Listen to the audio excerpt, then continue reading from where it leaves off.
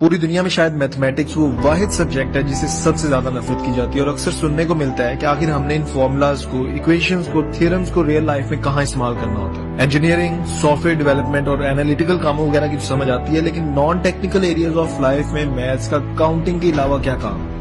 इस चीज को ग्रीक्स बहुत पहले डिफाइन कर चुके थे कि mathematics is not just to counter measure, बल्कि मैथमेटिक्स एक ऐसा एरिया ऑफ नॉलेज है जो problem solving, ethics, philosophy, logics और क्रिटिकल थिंकिंग के लिए एक नए तरीके से ब्रेन वायरिंग करता है और सोचने के एंगल्स को चेंज कर देता है। इसको बिल्कुल सिंपल वर्ड में समझा जाए तो ये सब्जेक्ट हमें ये सिखाता है कि कैसे एक प्रॉब्लम के मल्टीपल सोल्यूशंस होते हैं। जस्ट लाइक एक मैथमेटिकल प्रॉब्लम को सॉल्व करने के लिए हम डिफरेंट मेथड्स यूज कर लेते हैं, लेकिन आंसर हमेशा सेम आता है। तो एल्बर्ट आइंस्टाइन ने इसीलिए कहा था कि mathematics is a poetry of logical ideas. अगर गौर किया जाए तो हर एस्पेक्ट ऑफ लाइफ में मैथमेटिक्स का एक मेजर रोल होता है।